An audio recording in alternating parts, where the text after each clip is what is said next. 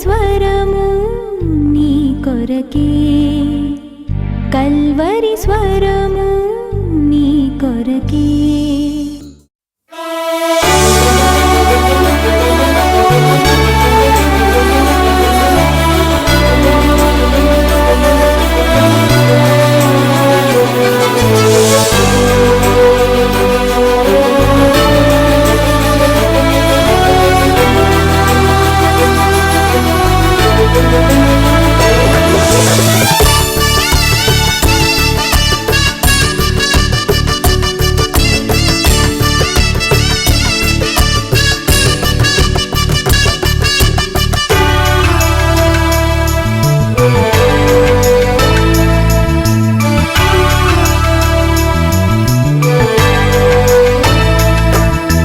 రమ్యమైనది నీ మందిరము, సౌందర్యమైనది నీ ఆలయము.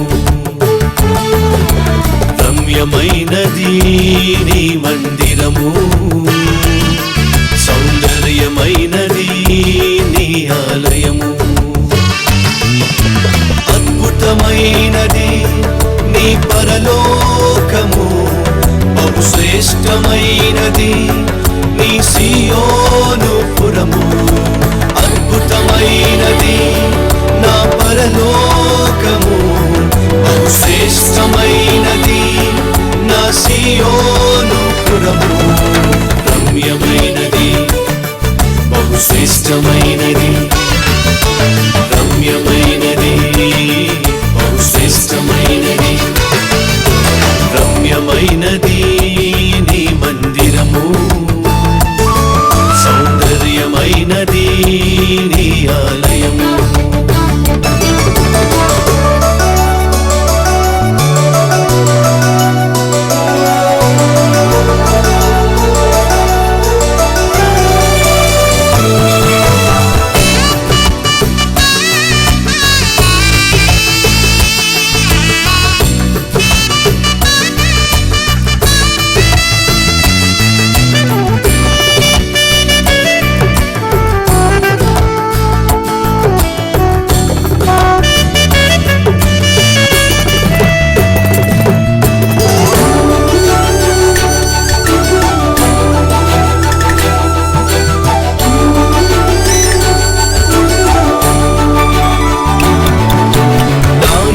వారితో నీ సన్నిధిని చేరెదన్, నా పూర్ణ హృదయముతో నే నిన్ను సేవింతును.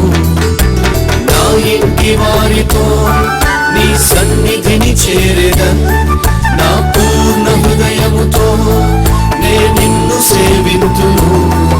ఈ వాక్యము చేత నన్ను నింపుమయ్యా, నీ సన్నిధిలోనే నిరతము నిలుపుమయ్యా.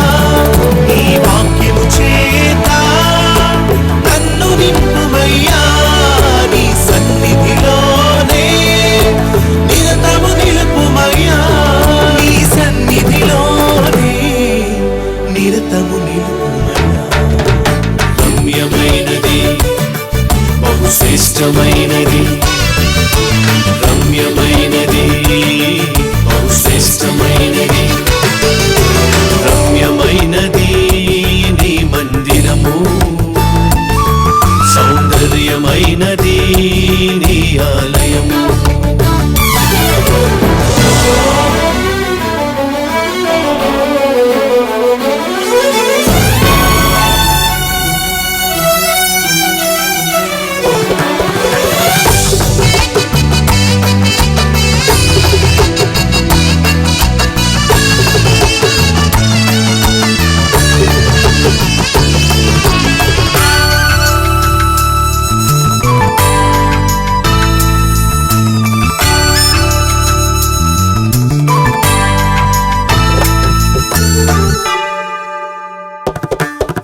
నీ ఆత్మశక్తితో నీ సాక్షిగా సాగెదన్, నీ సన్నిధి కాంతిలో నే ప్రకాశింతును. నీ ఆత్మశక్తితో నీ సాక్షిగా సాగెదన్, నీ సన్నిధి కాంతిలో నే ప్రకాశింతును. నీకోసమే ఇలానే జీవితును.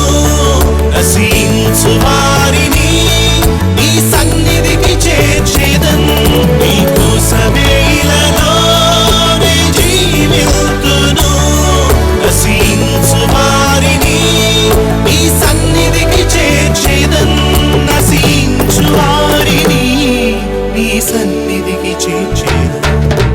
రమ్యమైనది, శ్రేష్టమైనది, రమ్యమైనది, శ్రేష్టమైనది, రమ్యమైనది నీ మందిరము.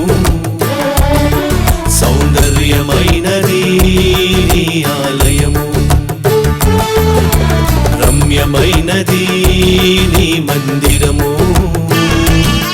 సౌందర్యమైనది నీ ఆలయము. అద్భుతమైనది నీ పరలోకము. బహుశ్రేష్టమైనది నీ సియోను పురము.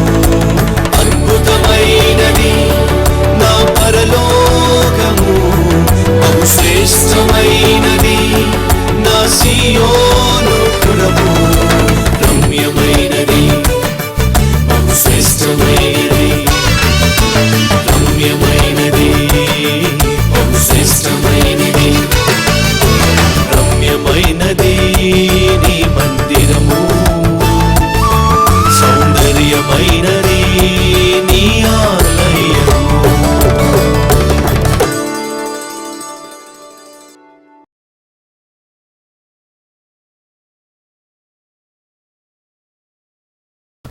ఒక గుడ్డివాడు రోడ్డు పక్కన పడి ఉన్నాడు. అదే సమయంలో యేసుక్రీస్తు ఆ మార్గం గుండా వెళ్తున్నాడు. తనను బాగు చేయగలిగిన, స్వస్థపరచగలిగిన, తనకు కనుచూపులు ఇవ్వగలిగిన సర్వ సృష్టికర్త అయిన దేవుడు ఆ మార్గం గుండా వెళ్తున్నాడని చెప్పి ఆ గుడ్డివాడు విన్నప్పుడు మౌనంగా ఉండలేకపోయాడు.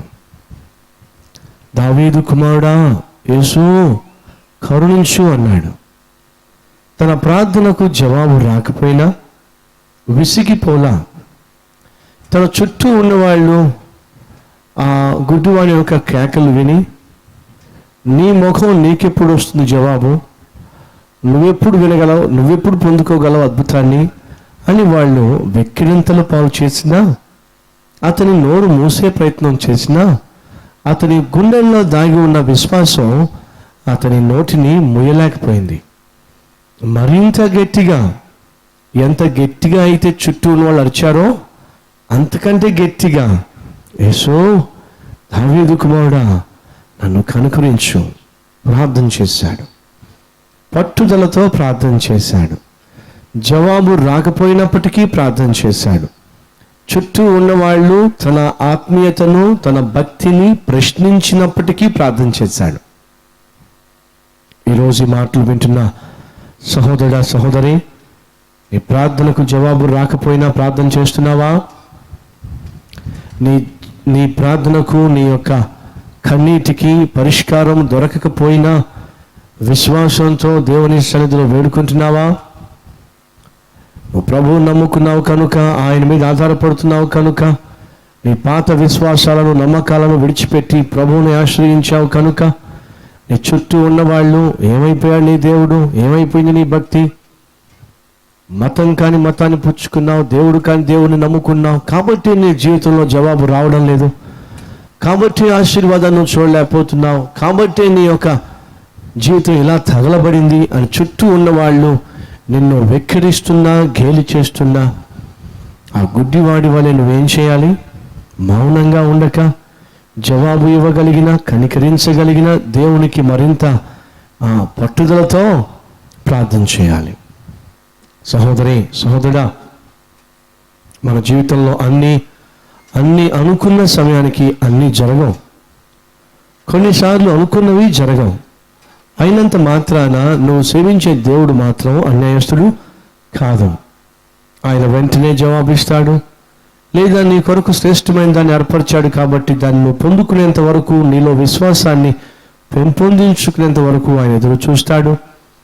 లేదా నువ్వు దేన్నైతే అడుగుతున్నావో అది నీకు క్షేమం కాదు గనుక, అది నీకు ఆశీర్వాదం కాదు గనుక, దాని వెనుక ఏదో ఒక కీడు అపాయం దాగి ఉంది కనుక దేవుడు కొన్నిసార్లు ఆ జవాబును దూరం చేసేస్తాడు. ఏం చేసినా అది నీ మేలు కోసమే చేస్తాడు, అది నీ క్షేమం కోసమే చేస్తాడు. ఎందుకంటే ఆయన సర్వము ఎరిగి ఉన్నవాడు, మేలేమిటో కీడేమిటో తెలిసి ఉన్నవాడు.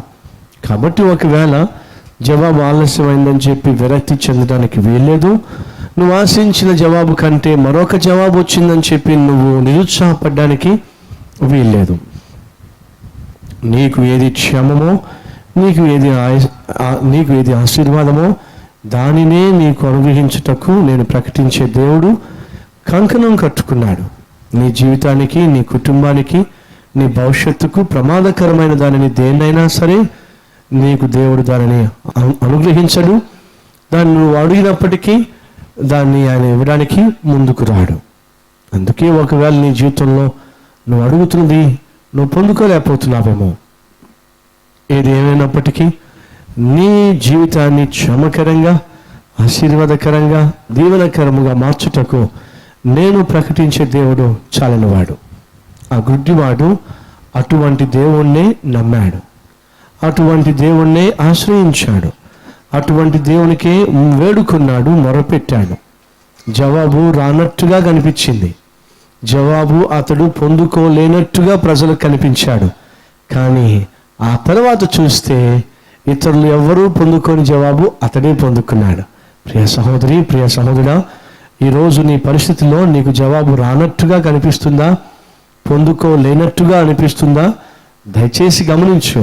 మొదట్లో అలాగే ఉంటుంది, ఆ తరువాత నీ చుట్టూ ఉన్నవారు పొందుకోలేనటువంటి అద్భుతమైన జవాబు నువ్వొక్కడవే పొందుకున్నప్పుడు అది ఎంత సంతోషమో, ఎంత ఆనందమో చెప్పడానికి వీలు లేదు. అట్టి కృప దేవుడు నీకు ఇచ్చుటకు ఆయన సిద్ధంగా ఉన్నాడు. గంతులు వేసుకుంటూ సంతోషంగా ఆ రోజు యేసును వెంబడించి వెళ్ళింది ఎవరో తెలుసా? ఇతరులు కాదు, ప్రశ్నించిన వారు కాదు, విసిగించిన వారు కాదు, అతని ఆత్మీయతను వెక్కిరించిన వారు కాదు. యేసు వెంట సంతోషంగా వెళ్ళింది. మరి ఎవరు? జవాబు రానట్టుగా కనిపించిందే అతడే, జవాబు పొందుకోలేనట్టుగా అనిపించిందే అతడే. ఏం చేశాడు? ఆ తర్వాత యేసును వెంబడించాడు, సంతోషంగా వెంబడించాడు, ఆనందంగా వెంబడించాడు. ఈరోజు నువ్వు యేసును నమ్ముకున్నందుకు అవమానం వచ్చి ఉండొచ్చు. ఈరోజు క్రీస్తుని నమ్ముకున్నందుకు కష్టాలు గుండా వెళ్తూ ఉండవచ్చు. కొంతమంది సహోదరులు, కొంతమంది సహోదరులు వచ్చి అంటున్నారు, అయ్యా యేసు నమ్ముకోక ముందు అన్నీ బాగున్నాయి, యేసు నమ్ముకోక ముందు వ్యాపారం కూడా బాగుంది, ఉద్యోగంలో ఏ కష్టాలు లేవు. అదేమిటో, యేసుక్రీస్తు నమ్ముకున్న తర్వాత చాలా కష్టాలు వచ్చి పడుతున్నాయి, యేసుక్రీస్తు నమ్ముకున్న తర్వాత చాలా సమస్యలు వచ్చి పడుతున్నాయి. దయచేసి గమనించండి, కంసాలి దగ్గర చాలా రకాల మెటీరియల్స్ ఉంటాయి. సేవేన్ ఉంటుంది, ఇత్తడి ఉంటుంది, రాగి ఉంటుంది, బంగారము ఉంటుంది. రాగిని ఎవడు కూడా ఏం చేయడు? పుటమి వేయడు. సేవిండిని ఎవడు పుటమి వేయడు. ఇత్తడిని ఎవడు పుటము వేయడు. మరి దేన్ని పుటము వేస్తాడు? బంగారాన్ని పుటము వేస్తాడు. ఇప్పుడు దేనికి కష్టాలు వచ్చినాయి? బంగారానికే కష్టాలు వచ్చినాయి. నీ జీవితంలో కష్టాలు వచ్చినాయా? అయితే ఒక విషయం నీకు అర్థమైపోయింది. ఏమిటి? నువ్వు ఇత్తడివి కాదు, నువ్వు సత్తువి కావు, నువ్వు సేవిండివి కాదు, నీవు రాగివి కూడా కాదు. మరి నువ్వెవరివి? దేవుని దృష్టిలో బహు విలువైన వాడివి కనుక దేవుడు నిన్ను పరీక్షిస్తున్నాడు. కాబట్టి నిన్ను ఆ పరీక్ష గుండా తీసుకెళ్తున్నాడు. ఇప్పుడు ఆ బంగారాన్ని మరి పుటం వేస్తే ఏమొస్తుంది బయటికి? మేలిమి బంగారం వస్తుంది. ఇప్పుడు రేపొద్దున్న పరీక్షల గుండా వెళ్ళిన తర్వాత నీ నుంచి ఏ వ్యక్తి రాబోతున్నాడు? ఒక మంచి వ్యక్తి రాబోతున్నాడు, ఒక మంచి విశ్వాసి రాబోతున్నాడు, ఒక మంచి దీవెనకరమైన ఆత్మీయుడు నీ కష్టాల నుంచి బయటికి రాబోతున్నాడు. అందుకొరకే దేవుడు నిన్ను పరీక్షిస్తున్నాడు. కాబట్టి దిగులు పడమాకు, కాబట్టి భయపడమాకు, కాబట్టి వేదన చెందమాకు. యేసుక్రీస్తు నిన్ను పుటం వేస్తున్నా, యేసుక్రీస్తు నిన్ను కొలిమిలో వేసినా ఒకటి నువ్వు అర్థం చేసుకోవాలి, ఆయన దృష్టిలో నువ్వు విలువైన వాడివి కనుక, ఆయన నిన్ను దీవించాలి అని ఆశపడుతున్నాడు కనుక, ఆయన నిన్ను తన రూపంలోనికి మార్చుకోవాలి అని ఆశిస్తున్నాడు కనుక, ఆయన నిన్ను ఒక చక్కని ఆభరణముగా దేవుడు నిన్ను తయారు చేయాలని చెప్పి ఏం చేస్తున్నాడు? పుటమిలో వేశాడు. Let me ask you once again, మరొకసారి మిమ్మల్ని అడగనివ్వండి, ఎందుకని కంసాలి పుటమి వేస్తాడు? దాన్ని వాడుకోవడానిక, దాన్ని పడేయడానిక, దానికి రూపాన్ని ఇవ్వడానిక, రూపం లేకుండా చేయడానిక, దాన్ని ఆభరణంగా మార్చడానిక, లేదంటే కేవలం పక్కన పడేయడానిక?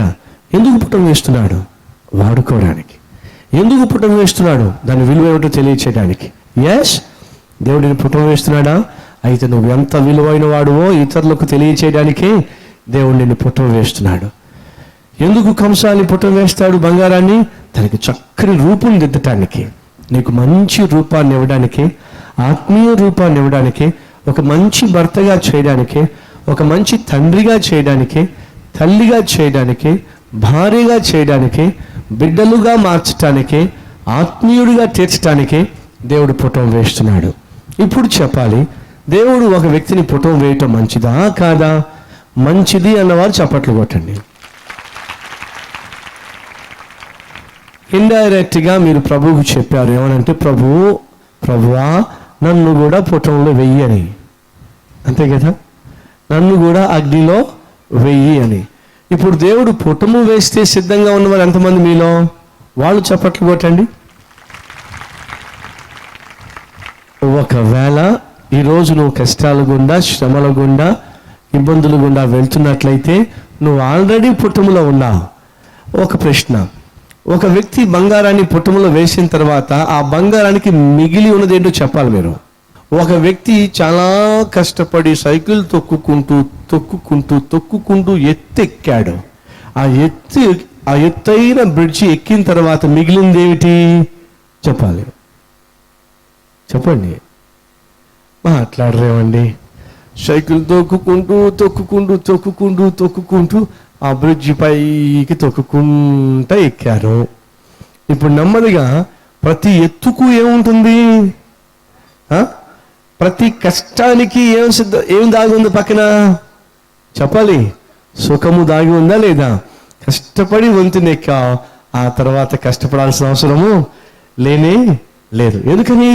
ఏ కష్టం అయితే నేను ఇబ్బంది పట్టిందో అదే ఇబ్బంది ఇప్పుడు నేనేం చేస్తే కష్టపడకుండానే సుఖంగా నిన్ను ముందుకు తీసుకువెళ్తుంది. అవునా కాదా?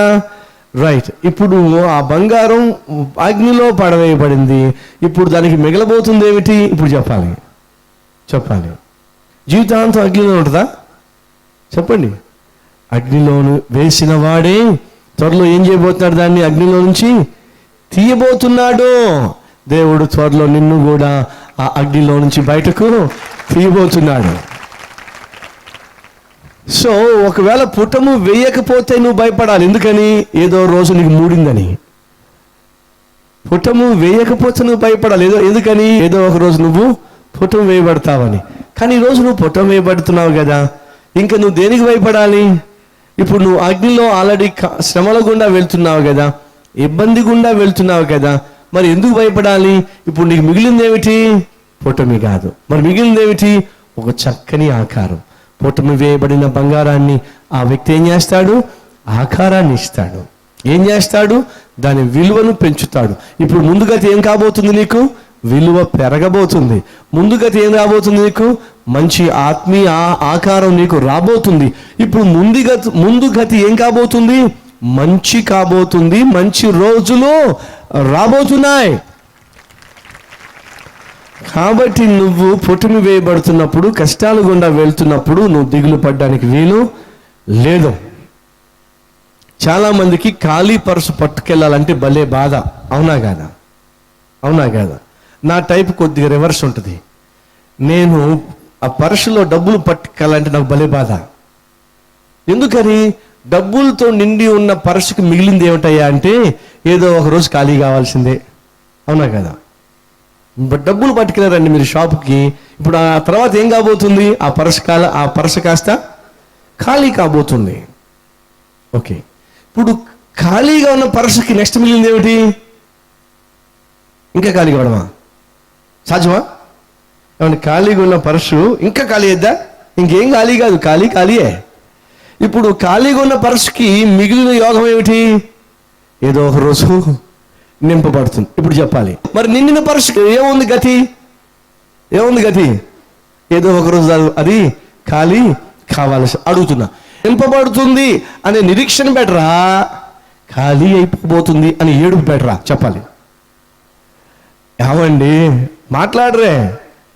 నిండుగా ఉన్న పర్సు ఏదో ఒక రోజు ఖాళీ కాబోతుందనే ఏడుపు బెటరా, ఖాళీగా ఉన్న పర్సు ఏదో ఒక రోజు నింపబడబోతుందనే నిరీక్షణ బెటరా?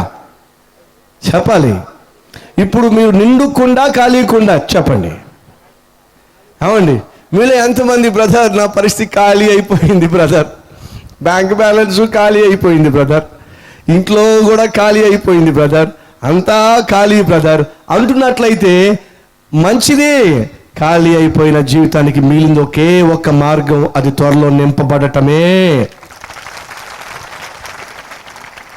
మరి నిండుగా ఉన్నవారి సంగతి ఏమిటి చెప్పండి? అది నెమ్మది నెమ్మదిగా ఏం కావడం? ఖాళీ కావడమే. కాబట్టి చెప్తున్నాను ఈరోజు ప్రియ చెల్లెళ్ళు, తమ్ముళ్ళు, తండ్రి, తల్లి, ఖాళీగా ఉంది నీ జీవితం, దిగులు పడు మాకు. ఆ జీవితానికి ఒకే ఒక్క యోగం ఉంది. ఏమిటా యోగం అంటే నింపబడటం. దేవుడు త్వరలో నీ జీవితాన్ని తన ఆశీర్వాదాలతో నింపబోతున్నాడు. యేసుక్రీస్తు దగ్గరికి ఎవరు వచ్చినా ఎప్పుడు కూడానే నిండు కుండతో రాకూడదు. ఎందుకని? ఇంకేం నింపుతాడు ఆయన? మరి ఎలా రావాలి ఆయన దగ్గరికి? ఖాళీ హృదయంతో రావాలి. ప్రభువా నా జీవితంలో ఏమీ లేదయ్యా, అంతా ఖాళీ అయినయ్యా, ఈ హృదయం అంతా ఖాళీగా ఉందయ్యా అని అంటే అప్పుడు యేసయ్య అంటాడు, నువ్వేం వరిగా మాకు, నేనే వస్తున్నా లోపలికి అని వచ్చి లోపల ఉంటాడు. సో యేసుక్రీస్తు నీలోకి వచ్చి నేను సంపూర్తిగా ఆవరించాలంటే ఆ ఇంట్లో ఎవరు ఉండకూడదు. ఈరోజు యేసయ్య నీ జీవితంలో రాలేకపోతున్నాడా? అయితే సిస్టరో, ప్రియ చెల్లి, ఎవడైనా బీబీ ఉన్నాడేమో లోపట. బీబీ అంటే బుడబుట్లాడు. ఎవడైనా ఉన్నాడేమో నీ లోపట. ఉండకూడని అబ్బాయి ఎవరైనా నీ హృదయంలో ఉంటే ఆ పైనుంచి వచ్చే దేవుడు లోపలికి రాడు. సహోదరుడా, నీ హృదయం ఖాళీగా ఉండాలి, అది ప్రభువు కొరకు మాత్రమే ఉండాలి. అలా కాకుండా ఉంటే యేసుక్రీస్తు నీ హృదయంలోకి రాడు. యేసు నీ హృదయంలోకి రావాలంటే ఆ హృదయం ఖాళీగా శుభ్రంగా ఉండాలి. శుభ్రంగా లేకపోయినా, ఖాళీగా లేకపోయినా, అది ప్రీ ఆక్యుపైడ్ అయిపోయినా, చెత్త చెదారంతో నిండిపోయినా, అనవసరం విషయాలతో అది పూర్తిగా నిండిపోయి ఉన్నా యేసయ్య రానే రాడు. ఈరోజు నీ జీవితంలో యేసు తను తాను సంపూర్తిగా నీ హృదయంలో నిండుకొని ఉండాలి అని ఆశపడుతున్నాడు. God wants to fill your empty heart with himself. తనతోనే నీ ఖాళీ హృదయాన్ని నింపాలి అని ఆశపడుతున్నాడు. ప్రశ్న ఏమిటంటే నీ హృదయం ఖాళీగా ఉందా లేక దేంతోనైనా నింపబడి ఉందా? నీ హృదయం ఈ లోకంతోనైనా, లోక ఆలోచనలతోనైనా, లోక పాపాలతోనైనా నింపబడి ఉన్నట్లయితే క్రీస్తు అందులో ప్రవేశించలేడు.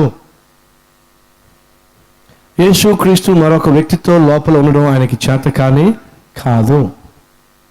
యేసుక్రీస్తు నీ జీవితంలో ఎప్పుడు కూడా పార్ట్నర్షిప్ కోరడు. మరి ఏం కోరతాడు? ఓనర్షిప్ కోరతాడు. ఏం కోరతాడు? ప్రభువా చెప్పు నాయనా, ఒకరోజు ఈడుంటాడు ప్రభువా, ఒకరోజు మీరుండండి ప్రభువా. కుదరదు.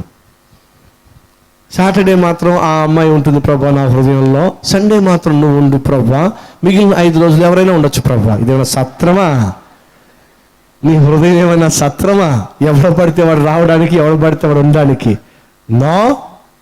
ఈ హృదయము దేవుడు తన కోసం నిర్మించుకున్న ఒక చక్కని ఇల్లు. Heart is God's place, God's house. ఆ హృదయంలో దేవుడు తప్ప ఇంకెవ్వరు ఉండడానికి వీలు లేదు.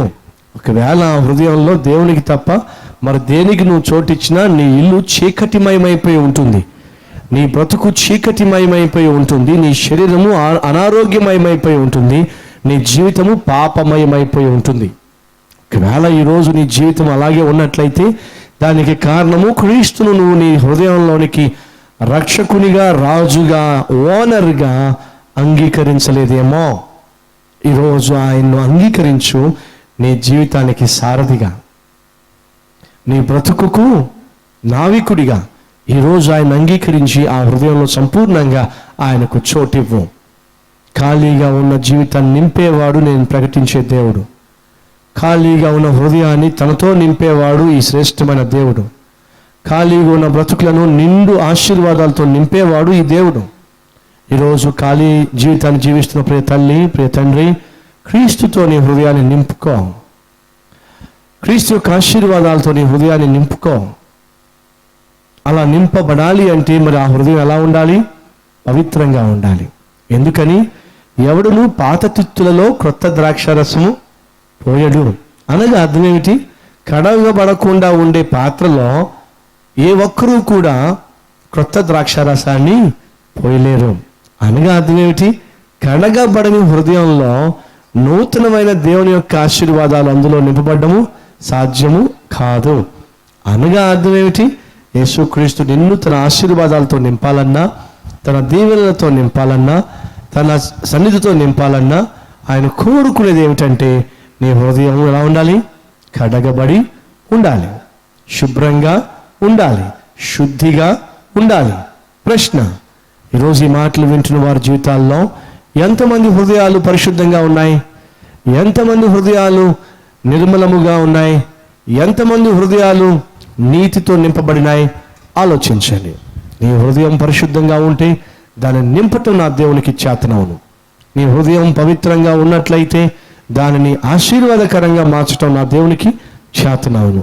ఎందుకు ఈరోజు శూన్యంగా ఉన్న నీ జీవితాన్ని క్రీస్తు చేత నింపుకొని మంచి రోజులు, శుభ ఘడియలు ఈ రోజు నుంచి చూడడానికి అలవాటు పడకూడదు? ఒకేసారి ఆలోచించు.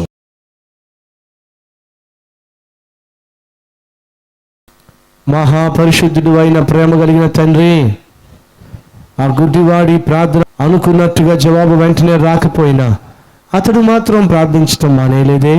చుట్టూ ఉన్న వాళ్ళు తనను అణిచివేయాలని ప్రయత్నం చేసిన తన విశ్వాసాన్ని మాత్రం విడిచిపెట్టలేదే. పట్టుదలతో ప్రార్థించాడు, నమ్మకంతో ప్రార్థన చేశాడు.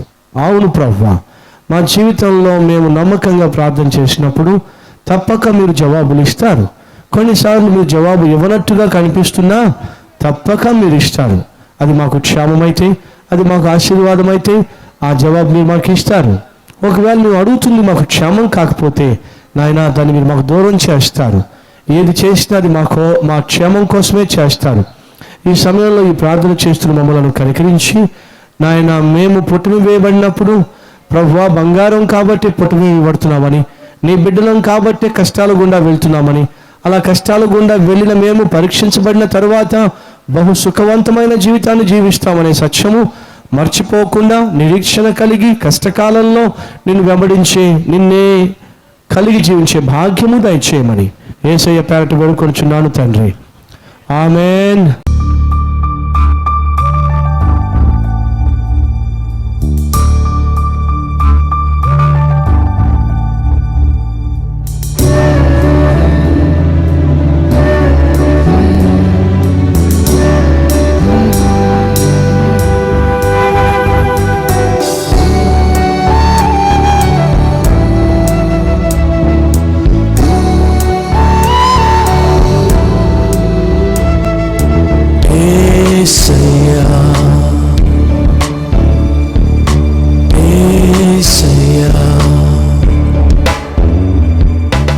Address Calvary, post box number 30, Kukatpally, Hyderabad 72.